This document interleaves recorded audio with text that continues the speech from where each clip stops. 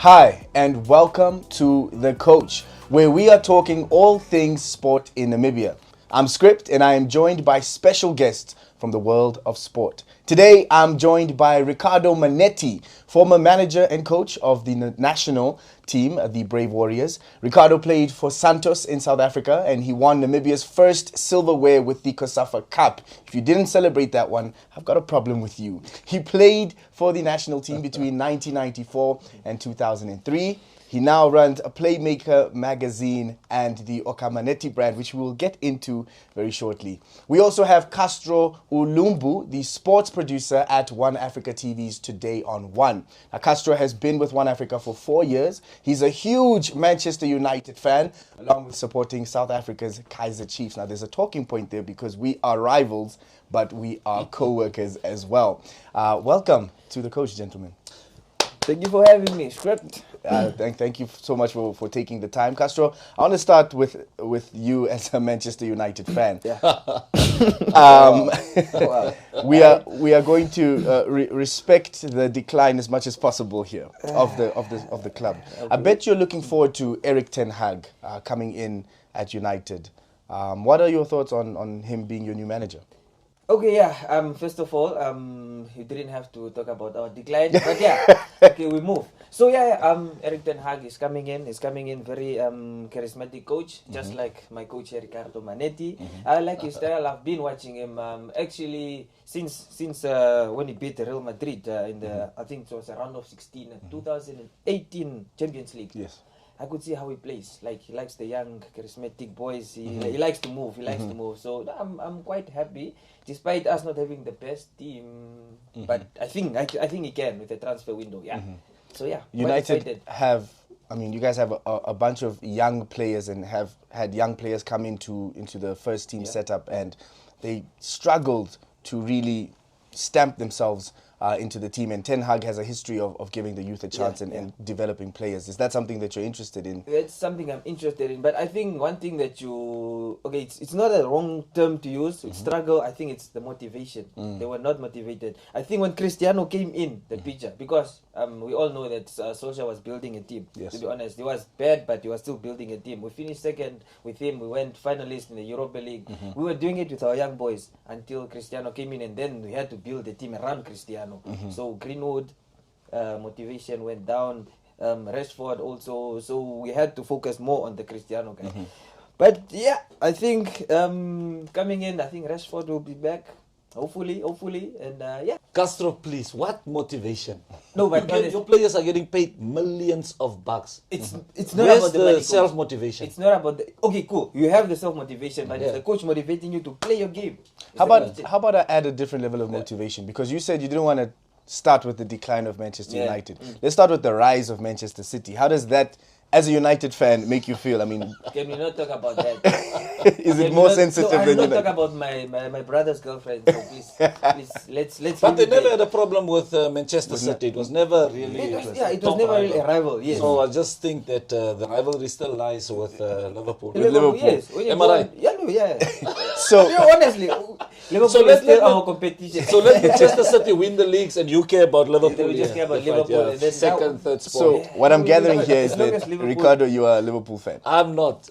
I don't have, trust me when I tell you, I don't have an English team. I don't support an English team. Have you ever been inclined to support a team? Is there a team that you liked at some point, maybe in history? I think I had sympathy for Arsenal. Okay. Sympathy. I'm not an Arsenal fan. They're too soft for me. But the football was beautiful, was it? At one stage. Yeah. But, you have to, Arsene Wenger, yes, he hasn't achieved what Alex Ferguson achieved, but in terms of his eye, how he would get players and then introduce them to the world, that was just off the hook. And then Alex Ferguson, I was a big fan of those two. So Alex Ferguson would manage how he managed a team and get rid of players. That was top.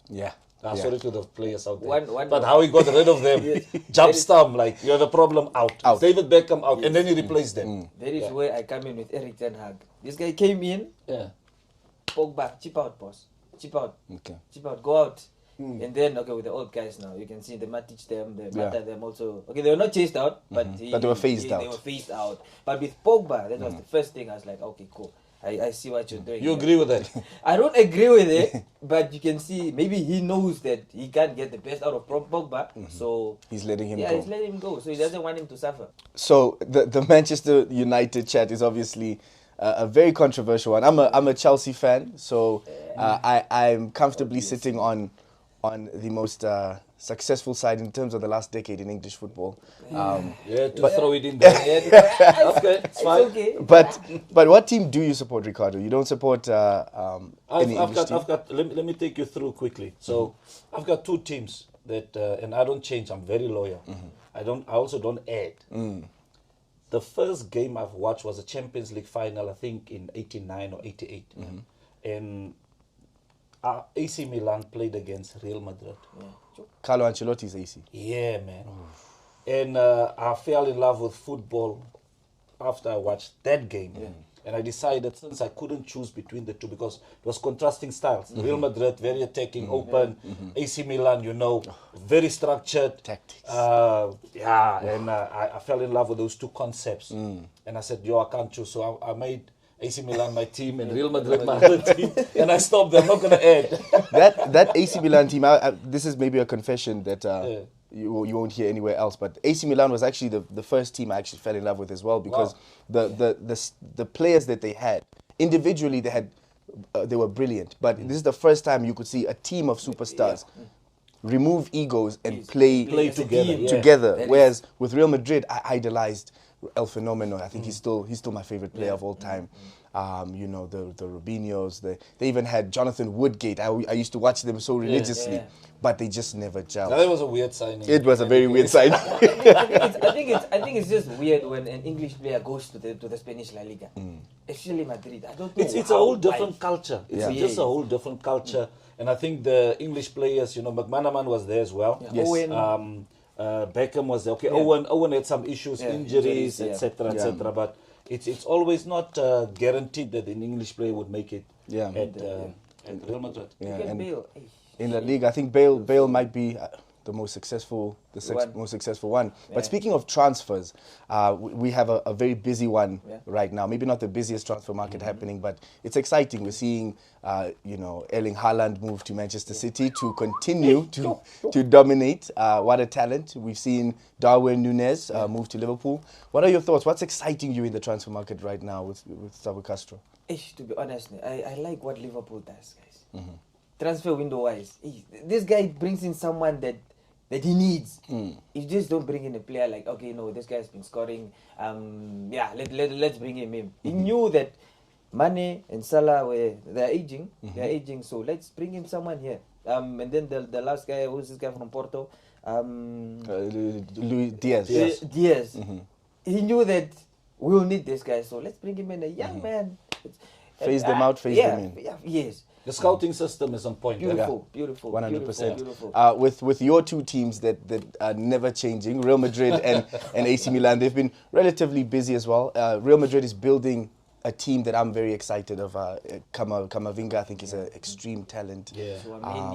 They're just adding little puzzle pieces, and AC Milan winning the Scudetto. Finally, I know that's also my team. I think they needed. I think they needed that arrogance and confidence of Ibrahimovic. Oh yes, just to say that we can do it again. Let's prove it to everyone out there that we're not a team that's back in the 80s or the 90s, and we can still win the league. Any more transfers that you might want to see? I think Kylian Mbappe decided to stay at PSG. That was a talk of the town. I want Messi out of PSG, man. Me too. Where will he? Where No, will let you him guys come to City, or let him go to Real Madrid. Do you guys really want Man City to be like so dominant? No. It's just for me. I Messi's just want, for Messi's sake, I think there's a lot of backroom problems at PSG, and that has affected Messi's well-being. Yeah. And we haven't seen the best of it. Yeah. Unlike Ronaldo, it's unbelievable, the numbers, the stats, Ronaldo, the season. So I just think, for me personally, since I'm a Messi fan, I just want Messi to go one of those big clubs and and really be relevant. Yeah. Because PSG, Bayern Munich is always like an island. It's Yeah.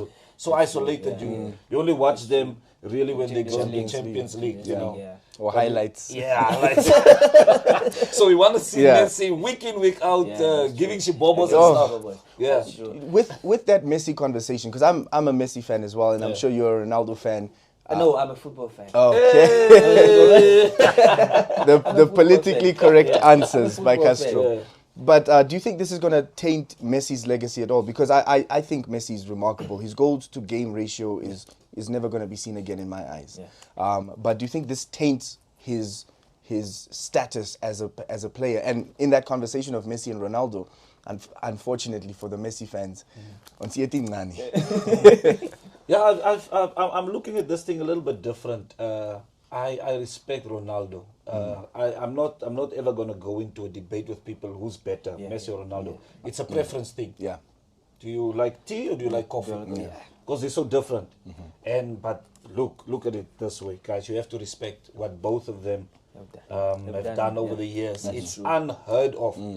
It's unheard of. Zidane never had that run. Ronaldo, the big Ronaldo, never had that run. Ronaldinho never had that run for so long. You know, it was like 3-4 years. We like say, you're on top of the game. But these guys are like, they're going now 15 years, bro. My guys are pushing. They're going now 15 years. And they're still going strong. And they're still going strong. They're still influential. And playing against the best of the best. You know, while younger they're at boys, it. stronger boys, but these guys are still But pushing. that's European football. Let's bring it to a league that I know the two of you are very, very familiar with. Ricardo, very much familiar in South Africa. Yeah. Castro, you are a big Chiefs fan. I'm a Kosi for life. I'm a Kosi for life. But you guys have gone through a similar situation. I think it's just bad luck good. for now. You say, I'm a Kosi for life. For life. I'm a Kosi for life. But they're going through a similar situation that Manchester United is going through. I mean, they were once top dogs. They're now struggling a bit in the league. A bit, let me not take another bite. But they have a new coach. Zwale is in. Are you confident that they'll do well? Look, please don't talk about motivation. Please. Okay, no, this time it's not about motivation. I think it's all about the culture. You know, coach, you have been in South Africa, and you know how these guys are with their tradition, football tradition. If this club believes in let the players express themselves. Let the players express themselves. Stuart Baxter, he came in. Fine. Look, he's a good coach. I will not take that away from him. But I believe with Coach Zwane, he knows his tradition. He will let his players express themselves. We have this young player of Noble. Ngosi Pile Noble. This guy, he has to express himself in the midfield in order for him to play his game. So with Stuart Baxter, he was relaxed, just played basically. Limited. Yeah, he was limited to what he has to do. Yeah. And he was also being benched a lot. Stuart preferred the older guys in Cole Alexander and all that. So I think I'm happy. I'm excited with Coach Zwane. He went to the finals. Come on, I think 2 seasons ago he went to the finals against Al Ahly. I think he lost it because when Stuart came in, Stuart started bringing his tactics in, and it was not about Zwane, it was about Stuart Baxter. But for me, I'm excited with both Manchester and Kaizer Chiefs bringing in their coaches. Ricardo, would you agree? Are you as excited? No, I'm not excited about menu.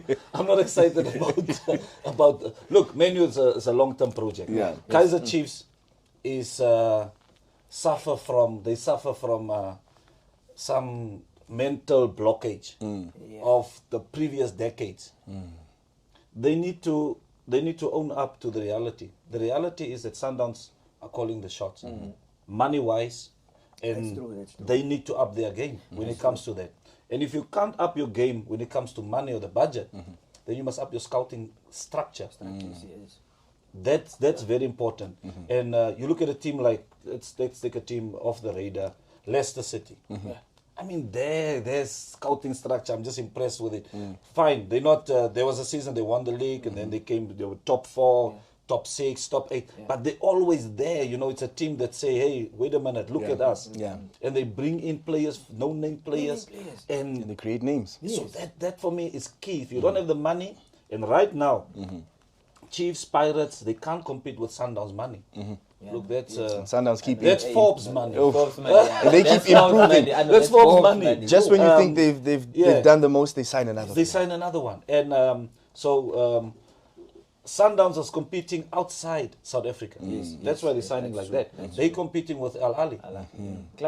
They're competing with Raja, with Wydad, Esperance. That's their competition level. And that's how they operate. And Chiefs is still operating at PSL level. And I think it's not going to come right for them just like that. They need to change a lot of things within the club. The philosophies. It's a process. We're still building, I do believe it's a process. I am very happy. I grew up when I was living in South Africa. My dad made sure we were Sundowns fans. Okay. So I'm well fed right now. But speaking of the PSL, do you miss the playing days, Ricardo? Because I had the privilege of watching you play and just playing around a bit, the social league that you play. You still have it. I still have it. Don't let the people fool you. Oh, man. Because there was one Maniki that came there and you wait the boy left, right, and you went to go get your hot dogs. I threw him off he went just off the pitch. But I could see that it's still there. The inner child is still there. Do you miss playing football? Yeah, I miss playing football. I'll be honest. But I also have to tell people that it's not a walk in the park, as a footballer. The moment you can still, that kid in you, can still, when you play social football, when you play locally or on the farms or wherever, you can still express that. But once you become a professional, trust me, there's limitations now. The fun is gone. Listen, the coach will tell you, you can't do this here. Do this there. You say, now this guy is now he's running now he's telling me what to do. But overall, I miss playing. And I had some good times, especially in South Africa. What's the best moment, would you say? Winning the league, bruh, 2002. We had a underrated. I don't think South Africa rated us. But if you look at us at that time, pound for pound, we had big players, bro. We had Musa Otieno, captain of Kenya. You had Ricardo Mannetti in midfield. You had John Mark Itie, one of the top goal scorers in SA at that time. Mauritius international. He played for Mauritius, captain of Mauritius. We had a guy called Sokela. He just came from Pirates. We had Andre Arendse. Goal. Bro, we had Tyron Arendse. We had David Notwane. We had big names, bro. And all that the coach needed to do at that time, trust me, let me tell you something funny. We never had these tactical sessions that season. The video analyzing. We never camped. Let me. You know what? All clubs camp. You have to. Or maybe you didn't have the money. I'm totally. Let me throw it out there. I'm totally against camping. I'm not a coach for camping. Why but is you have that to the do case? this. Look. Let me throw it to you like this, Maybe you Castro. didn't have money. The budget. So maybe sometimes we were small, wasn't there. but that too. Yeah. That too. But then it got me thinking. And later on in my the last 2-3 years at the national team, I also introduced it, and I went to my leadership and I said, look, comrades, players come from South Africa. They haven't been home for 2-3 months. They check in Sunday at Safari. They check out Saturday. What is on your mind when you come home? Family. Family. Girlfriend. Okay, we'll just girlfriend. Yeah. slide it there. We put it in order. Yeah. Family and then girlfriend and then friends. Okay. So the camping thing, the camping structure. Just listen to this. The two of you stay in a room. You and everyone has their roommate. They don't change. Maybe if the guy's not called up, then the player will change. You go into your room. You stay there, the two of you. What team spirit are you building with the rest of the team? Nothing. nothing. It's just the two of you in the room, playing PlayStation or listening to music. And then it's lunchtime. The two of you walk together to lunch. Go sit next to each other on that lunch table and eat, the two of you, and talk to the... There's no really team spirit. So that is what is... You understand? So I like a more loose style of camping. I would say, all right, let's meet in the morning. 8 o'clock, everyone. If you're late, I fine you. If you're late, I kick you out. We eat. 10 o'clock, we train. After training, go home. Because you don't want to disrupt players from their normal... I mean, Dion Otto is playing in Joburg. He's got freedom. He knows for a fact, I'm free. I can pick my brain anytime. I can hang with my friends. And then I still bring the best. Now you bring us for 1 week, 2 weeks tight. You get frustrated, the same food, the same faces, the coach is on my case, I'm late. So it becomes really a stressful situation. Interesting. And then the last 3 years, I started, instead of us starting camping on Sundays, like which was the culture even during our days, because there were players that were not so disciplined, so I think the coaches were scared. Now bring them in. Before they... But my question is, if you reach a level of national team and professionalism, and you are still drinking, and you are still ill-disciplined, you're not supposed to be there. That's true. So that's up to the leadership. The coach will say that this guy, Skrypt is not supposed to be a national player. Let's kick him out. So for the rest, we started then coming in on Wednesday evenings. So we'll be training, but you only camp Wednesday. So you have 3 days. You sleep Wednesday, Thursday, Friday. Come to camp with a good mood. And you're fresh, you're light. You've been with your family, you've been with your friends. And you're a happy player. It's true. But to confine them, so, okay, that was maybe not on the script. No, but that was perfect. That was perfect. But that's just my 2 cents about because camping, I mean, I've as junior players, you camp differently. Your parents come drop you off and pick you up. But as senior players, the dynamics are very different. Sticking with the Brave Warriors, there are big changes being made right now, and someone who I respect very, very, very highly is now at the helm of this phenomenal team. Castro, your thoughts on the change? Colin Benjamin coming in? Yeah, well, look, guys, honestly, I just want to see the people play good football. I just want to see Brave Warriors playing good football. So, Colin played at the high level. He was an assistant at the I think it was Hoffenheim. No, not Hoffenheim. Munich. Oh, 1860, the second team. So he learned. I think he has the license to coach. So I'm the conference we attended. He said, "Look, I just need the backing from the backroom stuff, and then we'll push." So I think I'm. Okay, so it's the third person I'm saying I'm happy and I'm excited, but I'm really excited. I'm just excited. I just want to see the team playing good, team qualifying for the major tournaments and all this. That's As am I. The question I have for Ricardo is going from player to manager. There's a short list of managers who have played and won. There's a long list of the ones that can't get it right. Can't get it right. And I'll tell you why. Why is that the case? Because we have the ones that got it right. We have Carlo Ancelotti, Zinedine Zidane, Ricardo Mannetti. Yo. The big boys. The big boys. But oftentimes, many players get it wrong when it comes to management. And I remember there was a day we had after training. We spent like 2 hours. We stood there for 2 hours in the cold, and you were telling me about it. Engaging football. But why is it that players struggle to get into management? The transition. So firstly, when you are a player, you are used to a coach guiding you, a coach telling you what to do, what not to do, right? And then the transition is you need now to tell. You become the coach. You need to tell the players, all right? But the main aspect is, and it sounds very simple, the main aspect is most footballers, that sounds wrong, but I'm still going to say say it anyway. Most footballers are perfectionists. So when you watch a game with a footballer, he will tell you all the wrong things that he sees.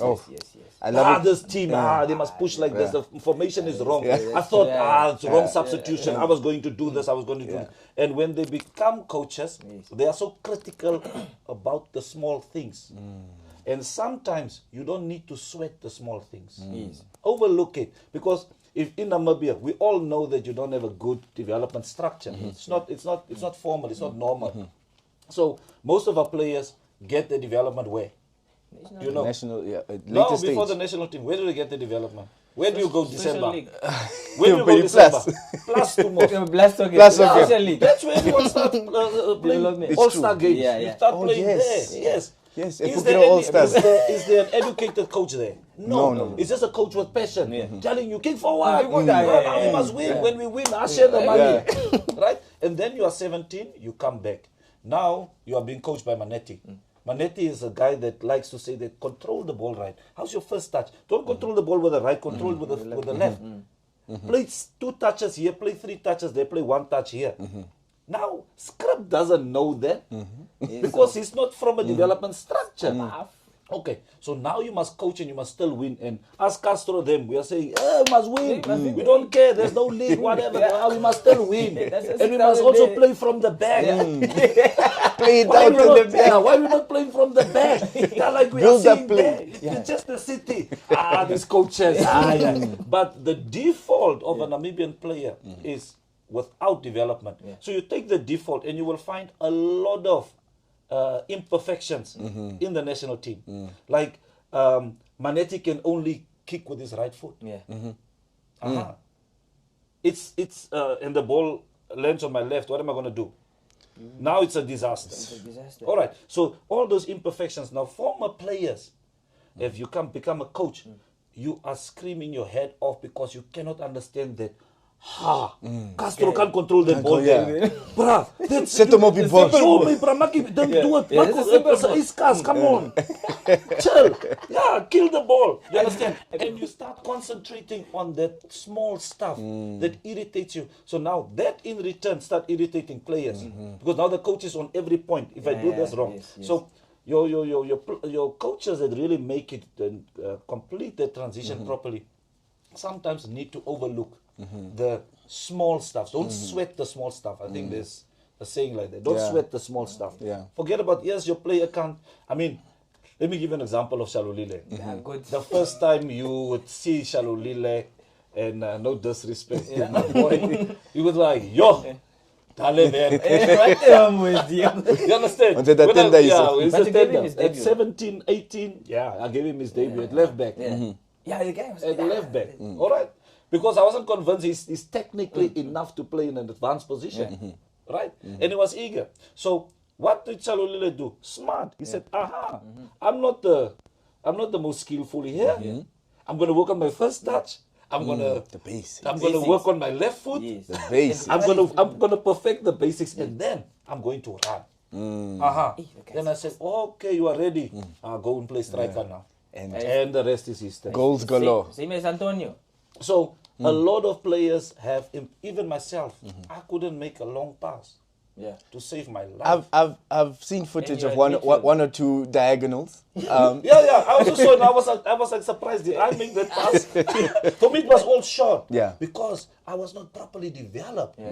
So that comes in. But back to the topic of your coach's transition. I think coaches need to stop sweating the small stuff. It is what it is. You're not going to fix it.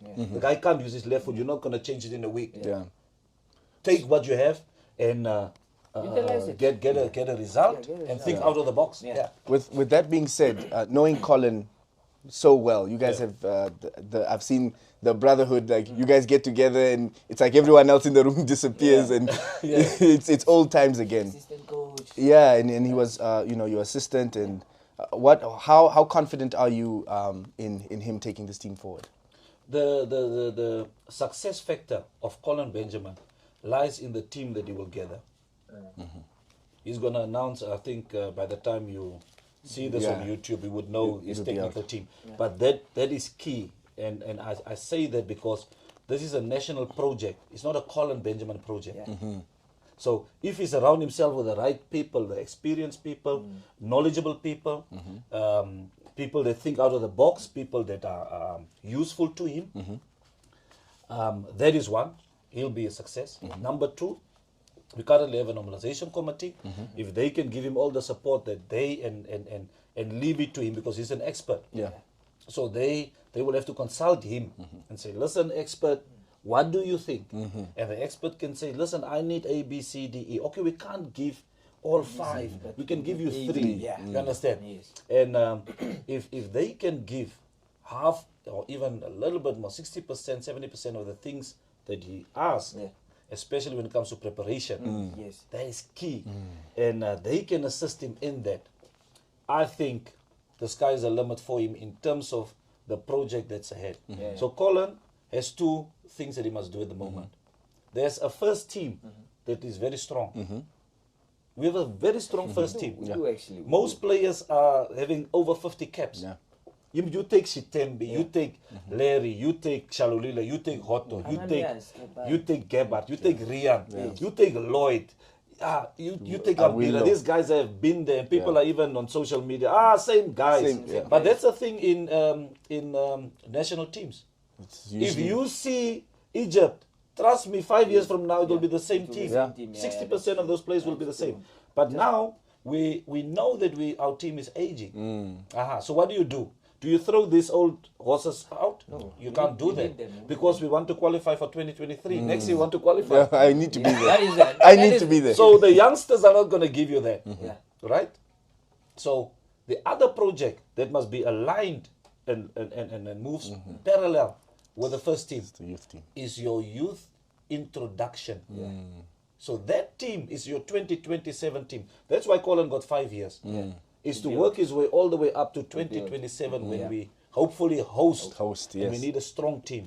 So Colin must now work on 2 projects simultaneously. And he needs all the support. So he needs to introduce now Princhi Weather, Kamatuka, Damaseps, amazing Kanji, them Shipe, I think the whole under 20 team. There are so many players that are out there that he needs now to find a way and say, okay, I'm taking a mixture team to Kosafa. I don't know what he must announce it. He's gonna take maybe you got the text early. Not yet. Maybe you are also texting like, yo, bro, chip in here. No.